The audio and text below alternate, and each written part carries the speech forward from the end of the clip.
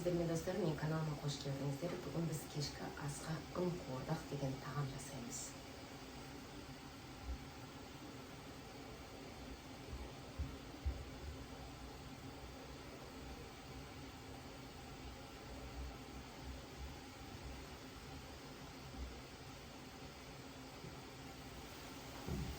Видеоның соңына дейін менімен бірге болыңыздар, бірге жасап үйренейік. Ал достар, бүгінгі біздің кешкі асымыздың ең бірінші ұнын, яғни қамырын бастырып. Қамырға бізге 300 грамм, 400 грамм көп қажет емес, және жылы тұзды суымыз қажет. Бірінші қамырымызды бастырып аламыз, піссін.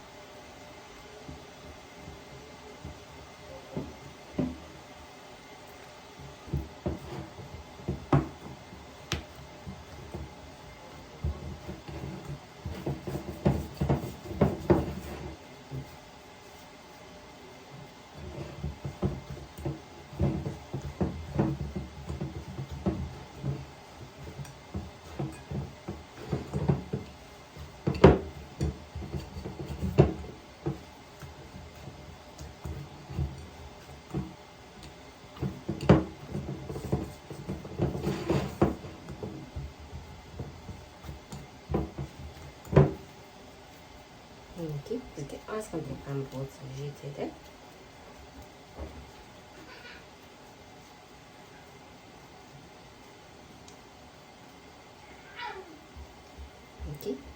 Енді қамырымызды бетін жауып қойып қоямыз. Ал достар, бүгінгі біздің кешкі асымызға, яғни ұн қуырдаққа қамырымызды илеп қойдық.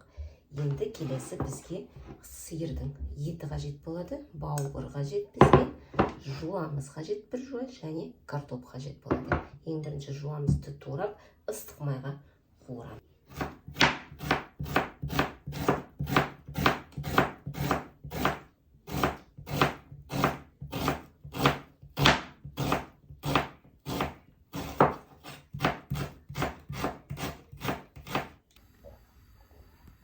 Мінекей сковородкамызды, яғни қазанымызды қыздырып алып, осы қазанымызға 150 грамм сұйық май құямыз.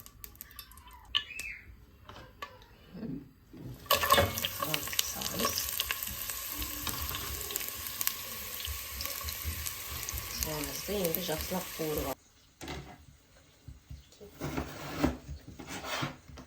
Сиырдың етін алсаңыздар да, қойдың етін алсаңыздар да, жылқының етін алсаңыздар да, өз еріктеріңіз. Осылай майда-майда турап аламыз етімізді. Мінекей етімізді мынандай майда көбіктеп турап алдық. Енді жаңағы қуырылып жатқан жуамыздың үстіне осы етімізді жуып саламыз. Мінекей достар, жуамыз қуырылып қалды. Енді жаңағы туралған етімізді жуамыздың үстіне салып қуырамыз.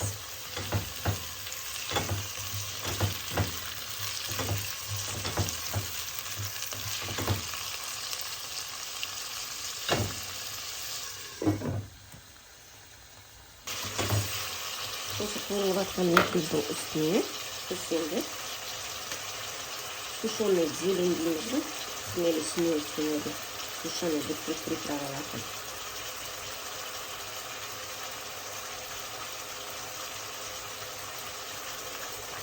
Бір қасықтай саламыз, және жарты қасық қара бұрыш саламыз. Мен тұз салмаймын, неге десеңіздер, менің етім уже тұздалған.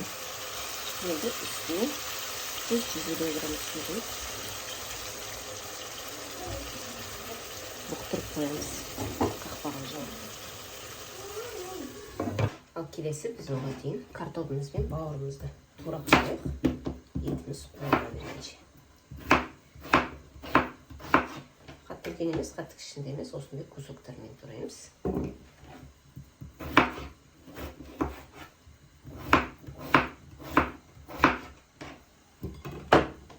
Картопымызды турадық, келесі бауырымыз. Бауырды да майда-майда кубиктеп турап аламыз осылай.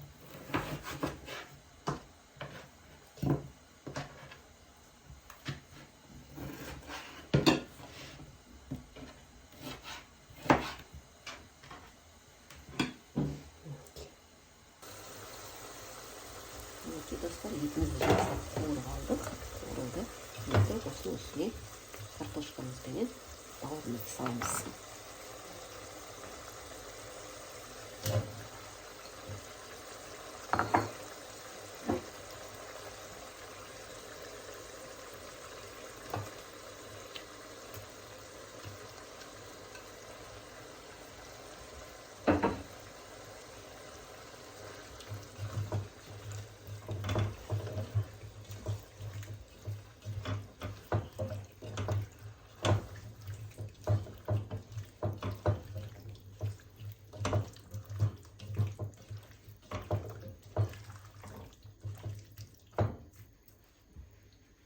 Жай оттықта енді бір 25-30 минут жарты сағаттай пісіреміз. Ал достар, келесі бізде қамырымызды жоға бешбармаққа жайғандай жайып аламыз.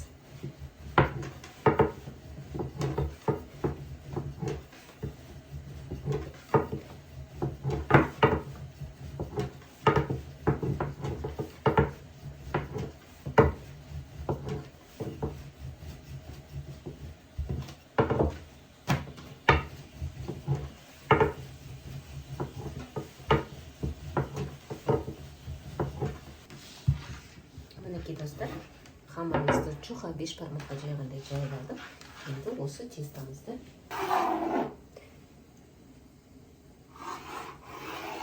мынандай бөліктерге бөліп аламыз.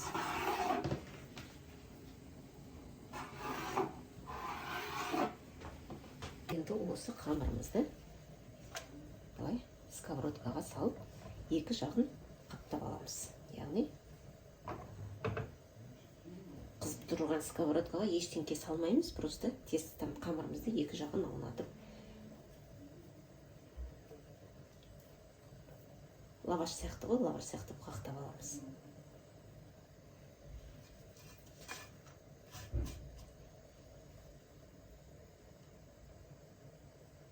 Ал енді келесі достар, осы жаңағы қамырымызды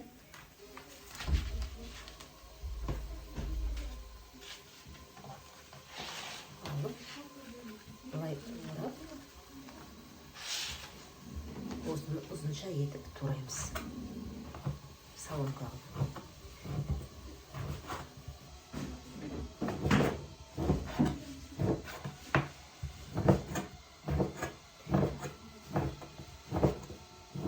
Мінекей, осылай қамырымыздың бәрін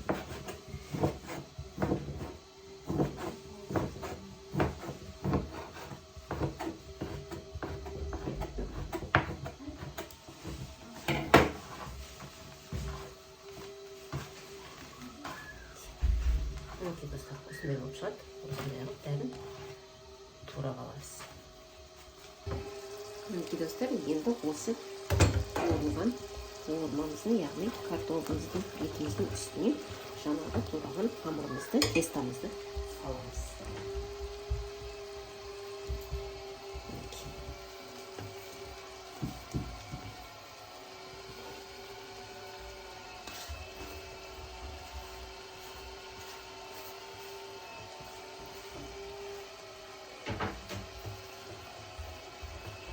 Осының үстіне ас қасық сұйық май құямыз. Шашыратып береміз қасықпенен.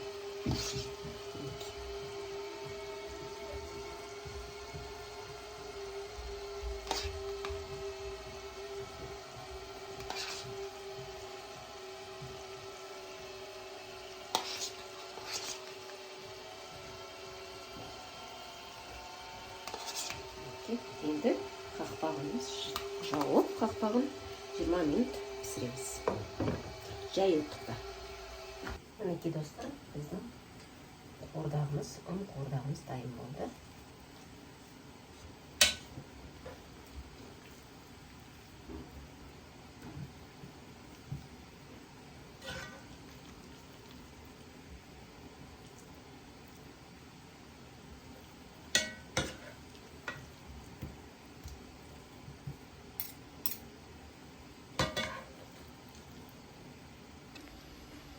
Мінекей достар, біздің кешкі асымыз дайын болды. Ұн қуырдақ деген тағам өте ерекше кешкі асқа.